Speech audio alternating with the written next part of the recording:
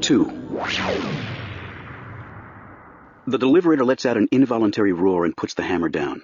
His emotions tell him to go back and kill that manager, get his swords out of the trunk, dive in through the little sliding window like a ninja, track him down through the moiling chaos of the microwaved franchise, and confront him in a climactic, thick-crust apocalypse. But he thinks the same thing when someone cuts him off on the freeway, and he's never done it. Yet. He can handle this. This is doable. He cranks up the orange warning lights to maximum brilliance, puts his headlights on autoflash. He overrides the warning buzzer, jams the stereo over to Taxi Scan, which cruises all the taxi driver frequencies, listening for interesting traffic. Can't understand a fucking word. You could buy tapes, learn while you drive, and learn to speak taxi lingo. It was essential to get a job in that business.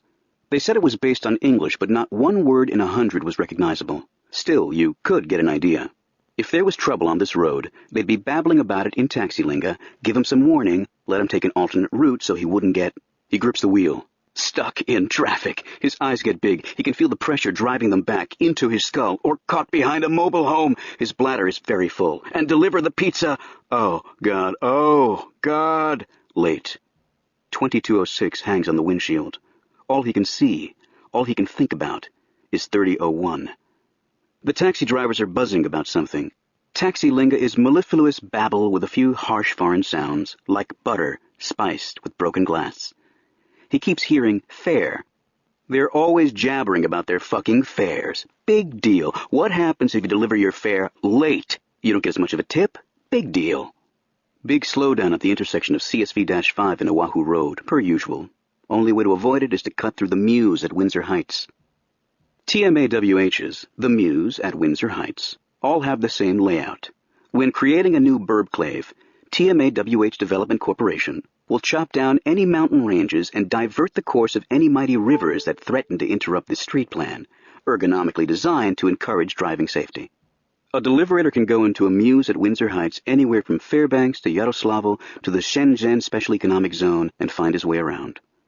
But once you've delivered a pie to every single house in a TMAWH a few times, you get to know its little secrets. The deliberator is such a man. He knows that in a standard TMAWH, there is only 1 yard that prevents you from driving straight in one entrance, across the burbclave, and out the other.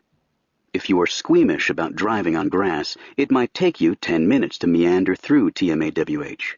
But if you have the balls to lay tracks across that 1 yard, you have a straight shot through the center. The deliberator knows that yard. He has delivered pizza there. He has looked at it, scoped it out, memorized the location of the shed and the picnic table, can find them even in the dark, knows that if it ever came to this, a 23-minute pizza, miles to go, and a slowdown at CSV-5 in Oahu, he could enter the Mews at Windsor Heights, his electronic delivery man's visa would raise the gate automatically, scream down Heritage Boulevard, rip the turn onto Strawbridge Place, ignoring the dead-end sign and the speed limit and the children playing ideograms that are strung so liberally throughout TMAWH, thrash the speed bumps with his mighty radials, blast up the driveway of number 15 Strawbridge Circle, cut a hard left around the backyard shed, careen into the backyard of number 84 Mayapple Place, avoid its picnic table, tricky, get into their driveway and out onto Mayapple, which takes him to Bellwood Valley Road, which runs straight to the exit of the burbclave. TMAWH security police might be waiting for him at the exit, but their STDs, severe tire damage devices, only point one way. They can keep people out, but not keep them in. This car can go so fucking fast that if a cop took a bite of a donut as the deliberator was entering Heritage Boulevard, he probably wouldn't be able to swallow it until about the time the deliberator was shrieking out onto Oahu. Thunk. And more red lights come up on the windshield. The perimeter security of the deliberator's vehicle has been breached. No, it can't be. Someone is shadowing him, right off his left flank, a person on a skateboard rolling down the highway right behind him, just as he is laying in his approach vectors to Heritage Boulevard. The deliberator, in his distracted state, has allowed himself to get pooned, as in harpooned. It is a big, round-padded electromagnet on the end of an arachnofiber cable.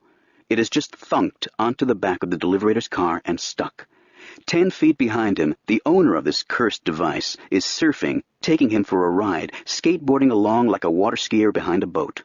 In the rear view, flashes of orange and blue. The parasite is not just a punk out having a good time. It is a businessman making money.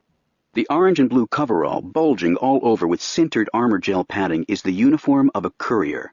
A courier, with a K, from Radic-KS, Radical Courier Systems. Like a bicycle messenger, but 100 times more irritating because they don't pedal under their own power. They just latch on and slow you down. Naturally, the deliberator was in a hurry, flashing his lights, squealing his contact patches, the fastest thing on the road. Naturally, the courier would choose him to latch onto. No need to get rattled. With the shortcut through TMAWH, he will have plenty of time. He passes a slower car in the middle lane, then cuts right in front of him. The courier will have to unpoon or else be slammed sideways into the slower vehicle. Done. The courier isn't 10 feet behind him anymore. He is right there, peering in the rear window. Anticipating the maneuver, the courier reeled in his cord, which is attached to a handle with a power reel in it, and is now right on top of the pizza mobile, the front wheel of his skateboard actually underneath the deliberator's rear bumper. An orange and blue gloved hand reaches forward, a transparent sheet of plastic draped over it, and slaps his driver's side window. The deliberator has just been stickered. The sticker is a foot across and reads in big orange block letters, printed backwards so that he can read it from the inside. That was stale. He almost misses the turnoff for the Muse at Windsor Heights. He has to jam the brakes, let traffic clear, cut across the curb lane to enter the burbclave. The border post is well lighted, the customs agents ready to frisk all comers, cavity search them if they are the wrong kind of people. But the gate flies open as if by magic as the security system senses that this is a Cosa Nostra pizza vehicle, just making a delivery, sir. And as he goes through, the courier, that tick on his ass, waves to the border police. What a prick, like he comes in here all the time. He probably does come in here all the time, picking up important shit for important TMAWH people, delivering it to other FOQNEs, franchise-organized quasi-national entities, getting it through customs. That's what couriers do. Still, he's going too slow, lost all his momentum, his timing is off. Where's the courier? Reeled out some line, is following behind again. The deliberator knows that this jerk is in for a big surprise. Can he stay on his fucking skateboard while he's being hauled over the flattened remains of some kid's plastic tricycle at 100 kilometers? We're going to find out. The courier leans back. The deliberator can't help watching in the rear view, leans back like a water skier, pushes off against his board, and swings around beside him, now traveling abreast with him up Heritage Boulevard, and slap, another sticker goes up, this one on the windshield. It says, "Smooth move, X-Lax." The deliberator has heard of these stickers. It takes hours to get them off. Have to take the car into a detailing place, pay trillions of dollars. The deliberator has two things on his agenda now. He is going to shake this street scum, whatever it takes, and deliver the fucking pizza all in the space of 24:23. The next 5 minutes and 37 seconds. This is it. Gotta pay more attention to the road. He swings into the side street, no warning, hoping maybe to whipsaw the courier into the street sign on the corner. Doesn't work. The smart ones watch your front tires. They see when you're turning, can't surprise them. Down Strawbridge Place. It seems so long, longer than he remembered. Natural when you're in a hurry. Sees the glint of cars up ahead, cars parked sideways to the road. These must be parked in the circle. And there's the house. Light blue, vinyl clapboard, 2-story with 1-story garage to the side. He makes that driveway the center of his universe, puts the courier out of his mind, tries not to think about Uncle Enzo, what he's doing right now. In the bath, maybe, or taking a crap, or making love to some actress, or teaching Sicilian songs to one of his 26 granddaughters. The slope of the driveway slams his front suspension halfway up into the engine compartment, but that's what suspensions are for. He evades the car in the driveway. Must have visitors tonight. Didn't remember that these people drove a Lexus. Cuts through the hedge, into the side yard, looks for that shed he absolutely must not run into. It's not there. They took it down. Next problem, the picnic table in the next yard. Hang on, there's a fence. When did they put up a fence? This is no time to put on the brakes. Gotta build up some speed, knock it down without blowing all his momentum. It's just a 4-foot wooden thing. The fence goes down easy. He loses maybe 10% of his speed, but strangely, it looked like an old fence. Maybe he made a wrong turn somewhere, he realizes, as he catapults into an empty backyard swimming pool.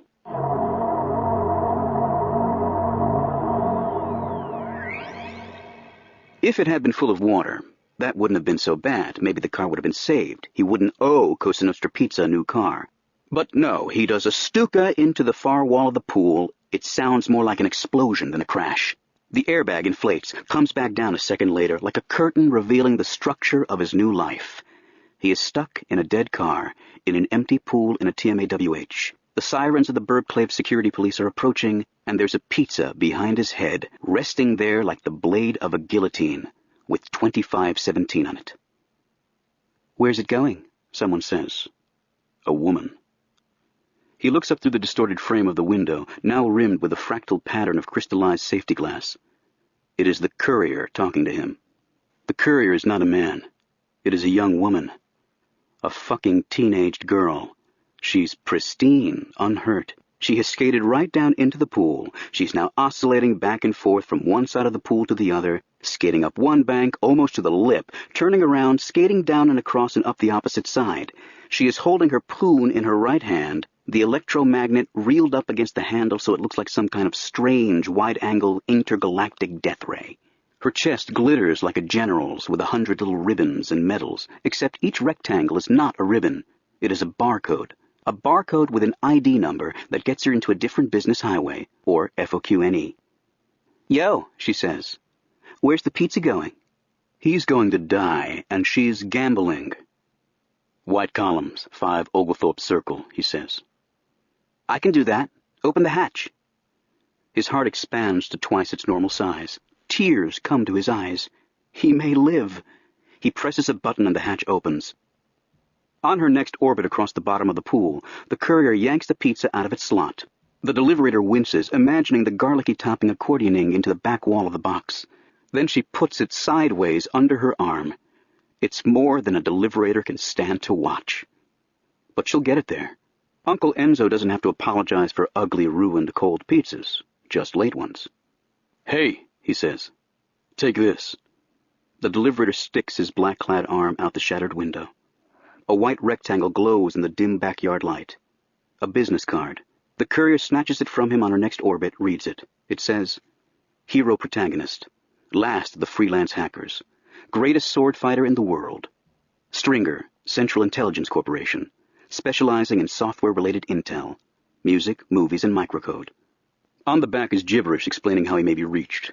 A telephone number, a universal voice phone locator code, a P.O. box, his address on 6 electronic communications nets, and an address in the metaverse. "Stupid name," she says, shoving the card into one of 100 little pockets on her coverall. "But you'll never forget it," Hero says. "If you're a hacker..." "How come I'm delivering pizzas?" "Right." "Because I'm a freelance hacker. Look, whatever your name is, I owe you one."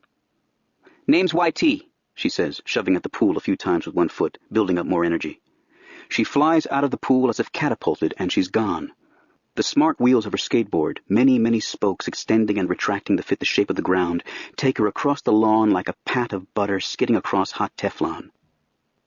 Hero, who as of 30 seconds ago is no longer the deliverator, gets out of the car and pulls his swords out of the trunk, straps them around his body, prepares for a breathtaking nighttime escape run across TMAWH territory. The border with Oakwood Estates is only minutes away. He has the layout memorized, sort of, and he knows how these Burbclave cops operate, because he used to be one, so he has a good chance of making it. But it's going to be interesting. Above him, in the house that owns the pool, a light has come on, and children are looking down at him through their bedroom windows, all warm and fuzzy in their Lil Crips and Ninja Raft Warrior pajamas, which can either be flameproof or non-carcinogenic, but not both at the same time. Dad is emerging from the back door, pulling on a jacket. It is a nice family, a safe family in a house full of light, like the family he was part of, until 30 seconds ago.